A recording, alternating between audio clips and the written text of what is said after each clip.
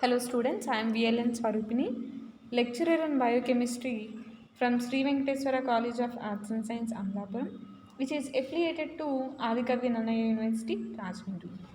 Now I would like to discuss about 6th sem, 3rd BSc 6th sem biotechnology elective paper, that is biostatistics, bioinformatics, and intellectual property rights. So we are discussing about 4th unit right now, and ఈ nucleic acid sequences గురించి మనం చూస్తున్నాం. So let's continue the topic. So ఇక్కడ ఈ nucleic acid sequences గురించి మనం చెప్పుకుంటున్నాము. So అందులో పాటుగా ఎన్సిబిఐ గురించి డిస్కస్ చేసుకుంటున్నాం. అండ్ ఇక్కడ ఎన్సిబిఐతో పాటు విల్ ఆల్సో డిస్కస్ అబౌట్ ఈఎంబిఎల్. ఈ ఎన్సిబిఐ ఈఎంబిఎల్ రెండింటి గురించి చూద్దాం. సో అసలు ఏంటి ఎన్సిబిఐ? సో ఎన్సిబిఐ ఏం చేస్తుంది? It develop and maintain molecular and bibliographic databases. ఏంటిది? ఇది ఏం చేస్తుంది? Develop and maintain molecular and bibliographic databases. And అలాగే develop software for searching and analysis of these data. So data అనేది మెయింటైన్ చేయడానికి, డెవలప్ చేయడానికి ఈ ఎన్సిబిఐ అనేది హెల్ప్ చేస్తుంది. అలాగే ఏదైతే ఈ డేటా అనేది ఉందో దాన్ని ప్రిజర్వ్ చేయడానికి స్పెషల్ సాఫ్ట్వేర్ని డెవలప్ చేస్తుంది అన్నమాట. అండ్ ఆ సాఫ్ట్వేర్ మనల్ని ఆ డేటాని సర్చ్ చేయడానికి, అనలైజ్ చేయడానికి మనకి హెల్ప్ చేస్తుంది. Okay, and this also provides web access point for data and software. So web access పాయింట్ని ఇది ప్రొవైడ్ చేస్తుంది. ఓకే, దేనికి? డేటాకి, సాఫ్ట్వేర్కి మధ్య. సో మాలిక్యులర్ డేటాలో ఈ ఆస్పెక్ట్స్ అన్నీ కూడా ఈ ఎన్సిబిఐ యాక్సెప్ట్ చేస్తుంది. సో ఇవన్నీ మనకి తెలిసినవే, నేను మళ్ళీ రిపీట్ చేయట్లేదు. సో ఎన్సిబిఐ డేటాబేసెస్లో ఏముంటాయి? సో లాస్ట్ క్లాస్లో చెప్పుకున్నట్టు మెడికల్ లిటరేచర్ అనేది మనకి కనిపిస్తుంది. అలాగే molecular databases and meta databases అనేవి కనిపిస్తాయి. అలాగే క్లినికల్ ఆర్ మెడికల్ జెనెటిక్స్ అనేవి కనిపిస్తాయి అన్నమాట. సో ఇక్కడ బయోమెడికల్ లిటరేచర్ అనేది మనకి ఎందులో ఉంటాయంటే పబ్మెడ్ అని, పబ్మెడ్ సెంట్రల్ అని, బుక్ షెల్ఫ్. సో ఈ 3 కూడా మనకి బయోమెడికల్ లిటరేచర్ని చూపిస్తాయి. అంటే ఏంటి? ఈ ఎన్సిబిఐ మనం ఓపెన్ చేస్తే మనకి చాలా ఆప్షన్స్ కనిపిస్తాయి. సో అక్కడ బయోమెడికల్ లిటరేచర్ని చూపించే ఆప్షన్స్ ఏంటి? పబ్మెడ్ ఒకటి, పబ్మెడ్ సెంట్రల్ ఒకటి, బుక్ షెల్ఫ్ ఒకటి. Next molecular databases and meta databases. So ఈ molecular databases and meta databases చూస్తే అందులో మనకి nucleotide sequences and structural data and different sequences మధ్య వచ్చే వేరియేషన్స్ గురించి ఇన్ఫర్మేషన్ అండ్ కెమికల్ కాంపౌండ్స్ గురించి కూడా కొంచెం ఇన్ఫర్మేషన్ అనేది మనకి కనిపిస్తుంది. And clinical or medical genetics గురించి మనకి జీటీఆర్ అని, క్లిన్వర్ అని, మెడ్జెన్ అని, ఓఎంఐఎం అని, మనకి పబ్మెడ్ హెల్త్ అని, డీబీ గ్యాప్ అని, ఇలా రకరకాలుగా కనిపిస్తాయి. సో మాలిక్యులర్ డేటా అనేది మనకి ప్రైమరీ ఉంటుంది, సెకండరీ ఉంటుందని చెప్పుకుంటున్నాం కదా. ఈ ఎన్సిబిఐలో చూస్తే మాలిక్యులర్ డేటా 2 రకాలుగా ఉంటుంది. Primary data or primary databases ఉంటాయి. Curated data or curated databases అనేవి ఉంటాయి. సో ప్రైమరీలోకి వస్తే ఏదైతే రీసెర్చర్స్ ప్రొవైడ్ చేస్తారో ఇన్ఫర్మేషన్ అది ఉంటుందన్నమాట, అంటే ప్రైమరీగా. అండ్ ఏదైతే సైంటిస్టులు సబ్మిట్ చేస్తారో అవి ఉంటాయి. అండ్ వాళ్ళు సబ్మిట్ చేసే ప్రాసెస్లో వాళ్ళు థీసిస్ రాస్తారు. సో అలాంటి రిటర్న్ వర్క్ అన్నమాట, వాళ్ళ ఎడిటోరియల్స్. సింపుల్గా చెప్పాలంటే వాళ్ళు ఏం చేస్తారు? రీసెర్చ్ చేశాక ఒక పర్సన్ ఏం చేస్తారు? ఆబ్వియస్లీ థీసిస్ రాస్తారు. అండ్ ఆ థీసిస్ అనేది కొంచెం లెంగ్తీగా ఉంటుంది కాబట్టి అందరికీ అది అంత థీసిస్ చదివే స్కోప్ ఉండదు కాబట్టి ఏం చేస్తారు, దాన్ని చిన్నగా పేపర్ రూపంలో పేపర్ పబ్లిష్ చేయడానికి ఒక ఎడిటోరియల్ లాగా రాస్తారు. సో ఆ ఎడిటోరియల్ రాసినప్పుడు సో అవి కూడా మనకి ఈ ప్రైమరీ డేటాలో కనిపిస్తాయి. నెక్స్ట్ వచ్చేసి క్యూరేటెడ్ డేటాబేసెస్లో ఏముంటాయంటే based on primary database records ఇక్కడ ఇన్ఫర్మేషన్ ఉంటుంది. And third party maintains and updates. So third party అంటే ఇక్కడ ఎన్సిబిఐ అనమాట. సో ఈ ఎన్సిబిఐ ఏం చేస్తుంది, మెయింటైన్ చేస్తుంది అనమాట అక్కడ డేటాని, అప్డేట్స్ని. అండ్ ఎడిషనల్ అనాలిసిస్ కూడా ఇది సపోర్ట్ చేస్తుంది, includes additional analysis. So important primary databases. So sequence databases ఉంటాయి, అదర్ డేటాబేసెస్ ఉంటాయి. సో ఇక్కడ సీక్వెన్స్ డేటాబేసెస్లో మనకి మేజర్గా జెన్బ్యాంక్ ఉంటుంది. సో ఇది ఇంటర్నేషనల్ సీక్వెన్స్ డేటాబేస్ కొలాబరేషన్ని లాస్ట్ క్లాస్లో చెప్పుకున్నాం. అంటే డిఎన్ఏ సీక్వెన్సెస్ అన్నీ కూడా జెన్బ్యాంక్లో సేవ్ అవుతాయి అన్నమాట. సో డిఎన్ఏ సీక్వెన్సెస్ కావాల్సిన ఇన్ఫర్మేషన్ అంతా మనకి జెన్బ్యాంక్ ప్రొవైడ్ చేస్తుంది. అండ్ ఈ అంటే NCBI is in collaboration with DDBJ and ENBI. అందులో మేజర్గా ఏంటి, జెన్బ్యాంక్లో ఉన్న ఇన్ఫర్మేషన్ని it is in the collaboration. అంటే ఫర్ ఎగ్జాంపుల్ ఒక పేయింగ్ గెస్ట్ ఉంటారు. పేయింగ్ గెస్ట్ అంటే వాళ్ళు ఇంత అమౌంట్ పే చేసి మీ ఇంట్లో ఉంటారు. సో మీ ఇల్లు అంతా ఇస్తారా వాళ్ళకి? ఇవ్వరు, మీ ఇంట్లో ఒక రూమ్ ఇస్తారు. సో అలాగే ఇక్కడ ఎన్సిబిఐ ఏం చేసింది, డిఎన్ఏ సీక్వెన్సెస్ ఉన్న ఈ జెన్బ్యాంక్ని కొలాబరేట్ చేసింది, not all the other part of the ఎన్సిబిఐ.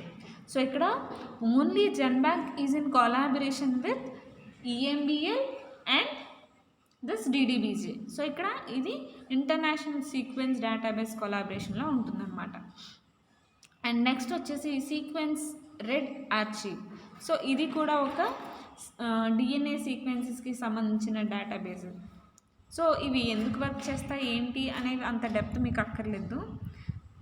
And other databases వచ్చేసి ప్రైమరీ కాంపోనెంట్స్కి సంబంధించి ఎక్స్ప్రెషన్ అంటే జీన్ ఎక్స్ప్రెషన్కి సంబంధించిన డేటాబేసెస్ అనమాట ఇవి. సో ఫస్ట్ క్లాస్లో ఓమ్నిబస్ అనే ఒక డేటాబేస్ గురించి చెప్పుకున్నాం. సో అది ఇక్కడికి వస్తుంది, జీన్ ఎక్స్ప్రెషన్కి సంబంధించిన డేటాబేస్ అనమాట.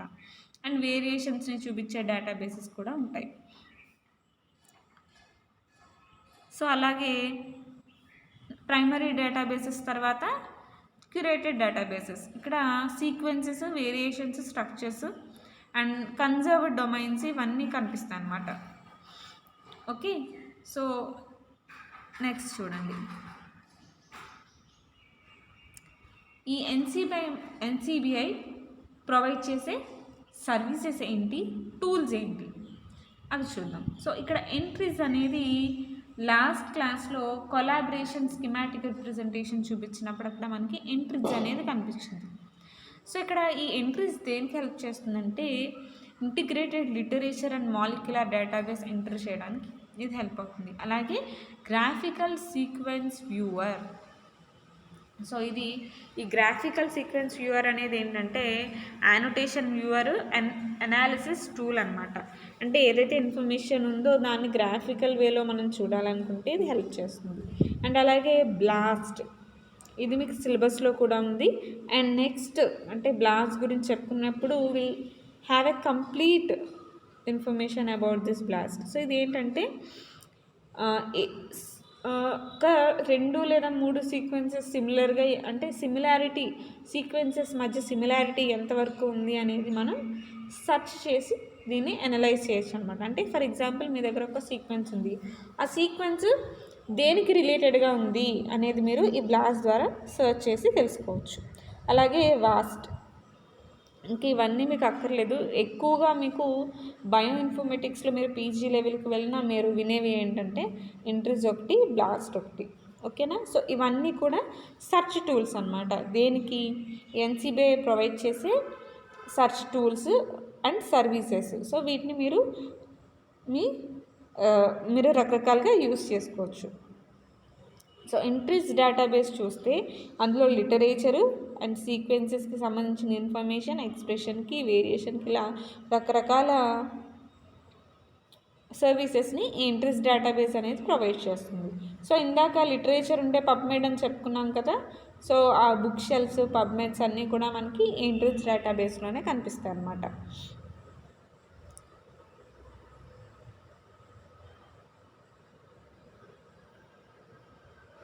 సో ద జెన్ డేటాబేస్ అంటే ఎన్సిబిఐలో ఉండే జెన్ డేటాబేస్ అనేది జీన్ సెంటర్డ్ డేటా అనమాట. So biological role, genomic context, అలాగే ఫీనోటైప్, ఇంటరాక్షన్స్ ఇవన్నీ కూడా మనకి ఈ జీన్ డేటాబేస్ ఏదైతే ఎన్సిబిఐలో ఉన్న జీన్ డేటాబేస్ ఉందో అది హెల్ప్ చేస్తుంది, అంటే అది మనకి ప్రొవైడ్ చేస్తుంది. అండ్ జీనోమ్స్, ట్రాన్స్క్రిప్టోమ్స్, ప్రోటీన్స్ వీటికి సంబంధించిన ఇన్ఫర్మేషన్ మనకి ఈ జీన్ సెంటర్ డేటాబేస్లో అంటే జీన్ డేటాబేస్లో కనిపిస్తుంది. సో జీన్ డేటాబేస్ అంటే వేరియేషన్కి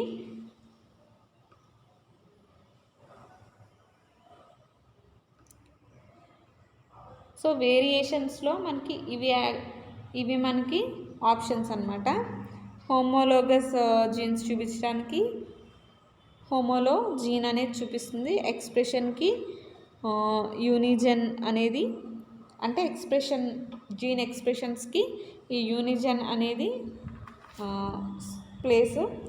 ఎస్ఆర్ఏ అండ్ నుకోర్ అనేది సీక్వెన్సెస్కి, అండ్ లిటరేచర్కి వచ్చేసి పబ్మెడ్, పిఎంసి. అంటే జీన్ బేస్డ్ అనాలిసిస్కి ఇవన్నీ కూడా హెల్ప్ చేస్తాయి. ఇవన్నీ డిఫరెంట్ టూల్స్ అన్నమాట. సో ఇలా ఉంటుందన్నమాట. మనకి ఇది ఎన్సిబిఐ ఓపెన్ చేసినప్పుడు ఎవరైనా సబ్మిట్ చేయాలి అంటే ఈ ఆప్షన్ యూస్ చేసుకోవచ్చు. డౌన్లోడ్కి ఈ ఆప్షన్ని ఏదన్నా మీరు నాలెడ్జ్ తెచ్చుకోవడానికి you can learn from this NCBI by using this tool. అలాగే డెవలప్మెంట్కి, అనాలిసిస్కి, రీసెర్చ్కి అన్నిటికీ కూడా ఈ ఎన్సిబిఐ సపోర్ట్ చేస్తుంది. అండ్ ఇక్కడ లాస్ట్ టైం ఆల్ డేటాబేసెస్లో మీరు సెర్చ్ చేయొచ్చు. ఒక సైంటిఫిక్ నేమ్ అంటే ఒక స్పీసీస్ యొక్క సైంటిఫిక్ నేమ్ ఇచ్చి మీరు ఆల్ డేటాబేస్లో దానికి టోటల్గా ఎంత ఇన్ఫర్మేషన్ ఉందో అంతా తెలుసుకోవచ్చు అన్నాను కదా. అలాగే రకరకాల టూల్స్ ఉన్నాయి కదా ఎన్సిబిఐలోని. సో ఇండివిజువల్ టూల్ ప్రొవైడ్ చేసే ఇన్ఫర్మేషన్ని కూడా మనం తెలుసుకోవచ్చు అన్నమాట. సో హోమ్ పేజ్ అనేది ఇలా ఉంటుంది. హోమ్ పేజ్లో పర్టికులర్గా బాటమ్కి వస్తే మీకు ఇలా కనిపిస్తుంది.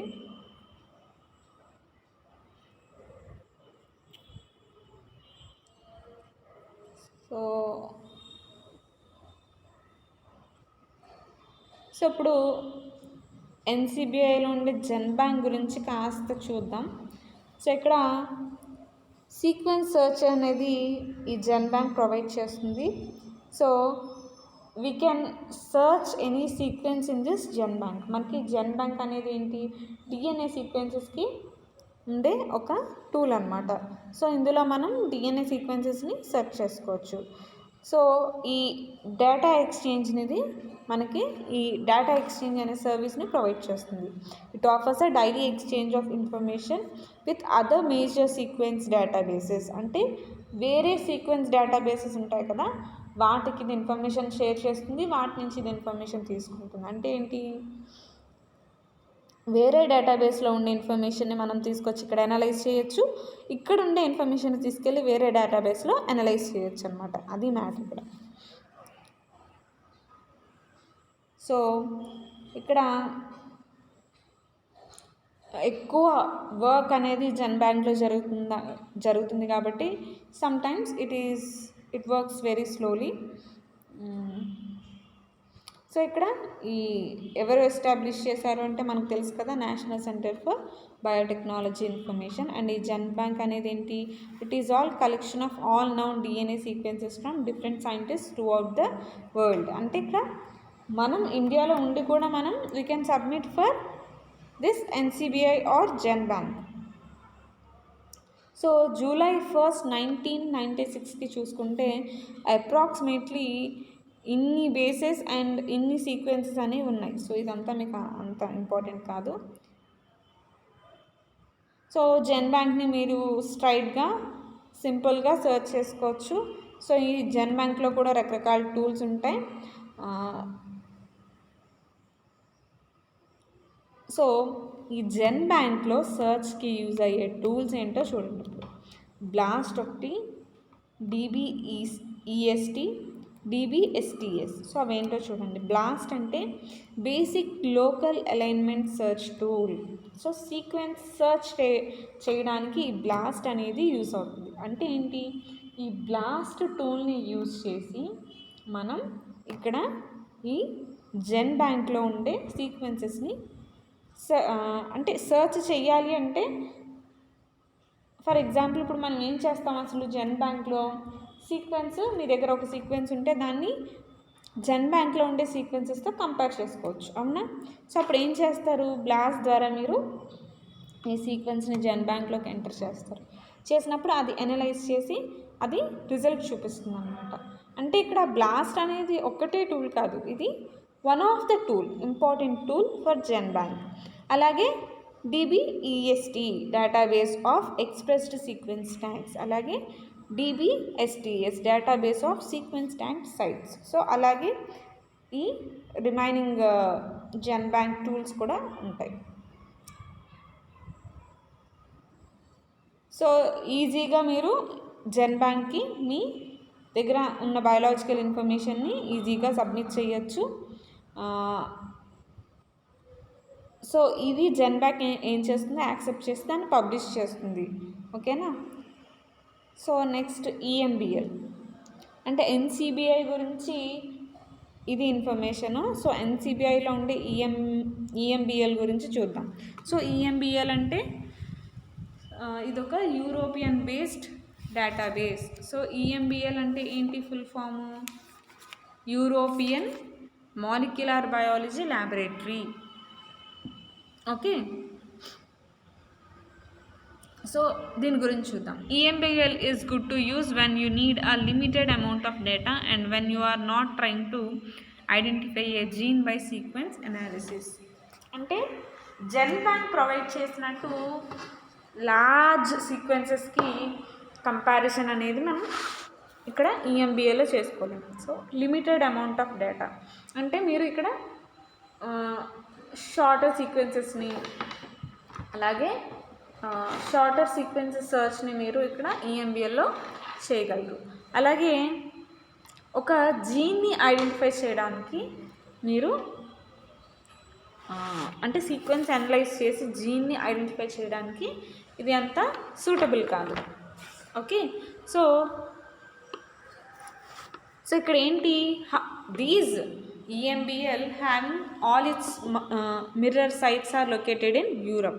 Your connection will be slow more often than and now. అంటే EMBL మనకి అంత ప్రాపర్గా సర్వీస్ అనేది ప్రొవైడ్ చేయదు అనమాట.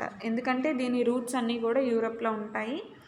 అండ్ మనకి తెలుసు యూరోపియన్ కంట్రీస్లో కొంచెం ఈ నెట్వర్క్ యూసేజ్ మీద కొంచెం కొన్ని కంట్రీస్లో రిస్ట్రిక్షన్స్ ఉంటాయి. సో అందుకని so all of the information submitted to EMBL is mirrored daily in both GenBank and DDBJ. అంటే EMBLలో ఏ ఇన్ఫర్మేషన్ అప్డేట్ చేసినా, అంటే సబ్మిట్ చేసినా, ఆ సబ్మిషన్ జెన్ బ్యాంక్లోని DDBJలో కూడా చూపిస్తుంది. అందుకే కదా జెన్ బ్యాంక్ అనేది సీక్వెన్స్ అంటే లార్జెస్ట్ సీక్వెన్స్ ప్రొవైడరు అండ్ జెన్ బ్యాంక్లోనే ఎక్కువ వర్క్ అనేది జరుగుతుంది. సో అందుకే జెన్ బ్యాంక్ చెప్పినప్పుడు కూడా అది ఒక్కొక్కసారి నెంబర్ ఆఫ్ అంటే ఎక్కువ రిక్వెస్ట్స్ లేదా ఎక్కువ సర్చ్ జరగడం వల్ల ఒక్కొక్కసారి స్లో ఉంటుంది అని చెప్పుకున్నాం. సో అంటే ఇక్కడ EMBL కన్నా జెన్ బ్యాంక్లోని DDBJలోని మనకి ఫాస్ట్గా రిజల్ట్స్ అనేవి కనిపిస్తాయి, ఓకే?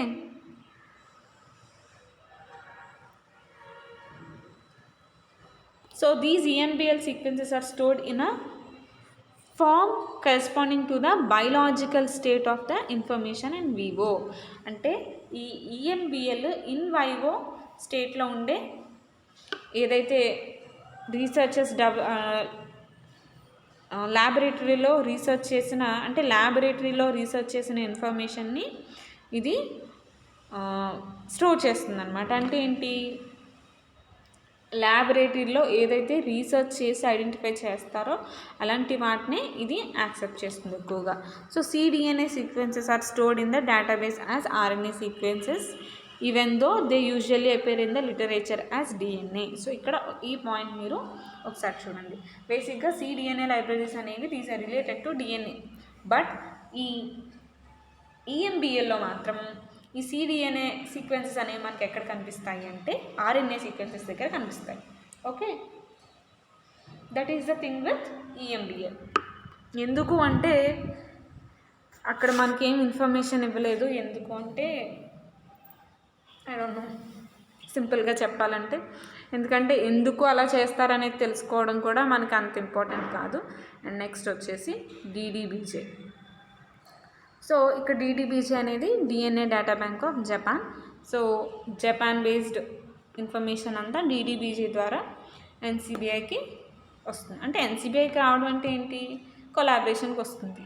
ఓకే, సో ఇక్కడ DDBJ అనేది కూడా మిర్రర్ ఇన్ఫర్మేషన్ అంతా కూడా జెన్ బ్యాంక్ అండ్ EMBLలో చూపిస్తుంది. అంటే ఏంటి మిర్రర్ ఇన్ఫర్మేషన్ అంటే DDBJలో ఉండే ఇన్ఫర్మేషన్ అంతా మిర్రర్లో, అంటే ఇక్కడ ఏంటి డైరెక్ట్గా జెన్ బ్యాంక్లోని EMBLలోని సబ్మిట్ చేయరు కాబట్టి ఇది మిర్రర్ ఇన్ఫర్మేషన్గా కనిపిస్తుంది అనమాట.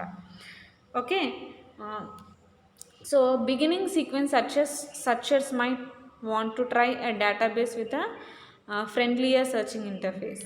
ఓకే, అంటే ఫ్రెండ్లీగా అంటే మనం దాన్ని ఇల్లీగల్ ఫామ్లో యూటిలైజ్ చేయాలి అనే థాట్స్తో కాకుండా దాని నుంచి నాలెడ్జ్ ఇన్ఫర్మేషన్ తెలుసుకోవాలనే ఫ్రెండ్లీ సర్చ్ చేయొచ్చు. ఓకే, సో ఈ DDBJ also offers all of it's pages in Japanese. So ఇక్కడ బేసిక్గా DDBJ అనేది ఒక జపాన్ బేస్డ్ డేటాబేస్ కాబట్టి, అండ్ మనకి తెలుసు ఈ ఈస్టర్న్ కంట్రీస్లో లైక్ జపాన్, సింగపూర్, చైనా ఇలాంటి కంట్రీస్లో ఎక్కువగా వాళ్ళు ఇంగ్లీష్ అంటే వాళ్ళ రీసెర్చ్ వర్క్ కానీ స్టడీస్ కానీ ఎడ్యుకేషన్లో కానీ ఇంగ్లీష్ ఇన్వాల్వ్మెంట్ అనేది చాలా తక్కువగా ఉంటుంది. They get their education in their mother tongue. So అక్కడ వాళ్ళ నేషనల్ లాంగ్వేజెస్ ఏముంటాయో వాటిలోనే వాళ్ళు చదువుకుంటారు, ఆ లాంగ్వేజ్ని ఫాలో అయ్యే వాళ్ళు రీసెర్చ్ క్యారీ చేస్తారు. సో ఇక్కడ అందుకని ఈ DDBJ ఏదైతే ఇన్ఫర్మేషన్ ఉంటుందో అదంతా జాపనీస్లో కూడా, అంటే ఏదైతే జాపనీస్ లాంగ్వేజ్ ఉందో ఆ లాంగ్వేజ్లో కూడా ఇది చూపిస్తుంది అన్నమాట. నెక్స్ట్ DDBJ అనేది 1986లో ఎస్టాబ్లిష్ అయింది. సో ఆ టైంలో ఇది ఒక one of the major international DNA database and it collaborated with GenBank and EMBL.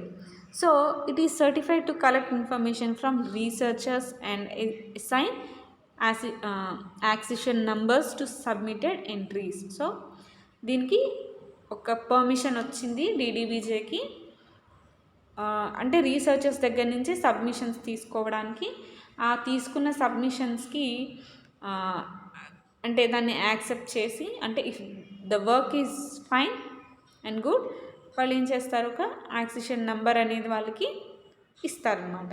So searching DDBJ is somewhat awkward as the only way to access most of the data is by is accession number via anonymous FTP.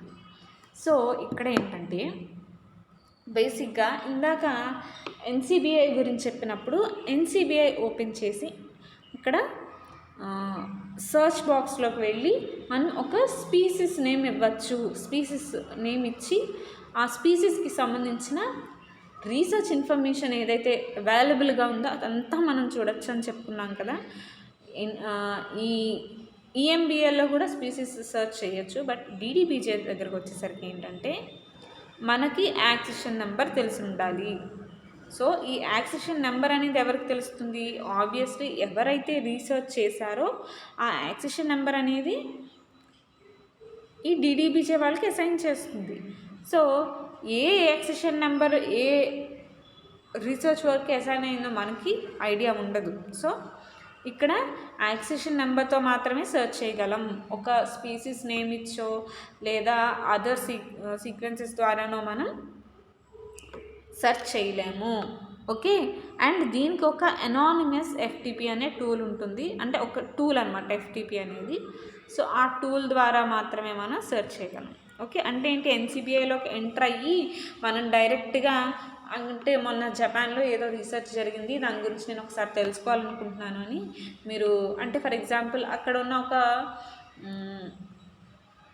Endangered plant మీద దేని మీద వాళ్ళు research చేశారనుకోండి, ఆ plant species name తీసుకెళ్ళి మీరు ఎన్సీబీఐలో enter చేసేస్తాము అంటే రాదు మీకు ఇన్ఫర్మేషన్. సో అక్కడ ఒకసారి ఆగండి, ఐ జస్ట్ షో యూ.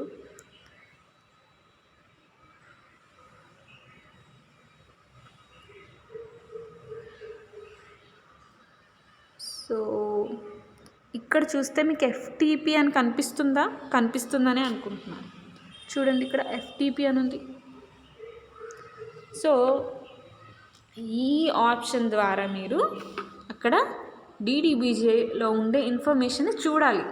కాకపోతే ఆ ఎఫ్టీపీలోకి వెళ్తే అది ఏమడుగుతుంది, స్పీసీస్ నేమ్ ఇస్తే అది యాక్సెప్ట్ చేయదు. అది ఆ స్పీసీస్కి వాడు స్పీసీస్ అని కూడా కాదు, ఆ రీసెర్చ్కి సంబంధించిన ఒక యాక్సిషన్ నెంబర్ అనేది ఇస్తాడు. సో ఆ యాక్సిషన్ నెంబర్ ఎంట్రీ చేస్తేనే మీరు ఆ రీసెర్చ్కి సంబంధించిన ఇన్ఫర్మేషన్, అంటే ఆ రీసెర్చ్లో ఐడెంటిఫై అయిన సీక్వెన్స్ కానివ్వండి, లేదా అక్కడ ఆ రీసెర్చ్కి సంబంధించిన జర్నల్ కానీ లిటరేచర్ కానీ మీకు కనిపిస్తుంది అన్నమాట.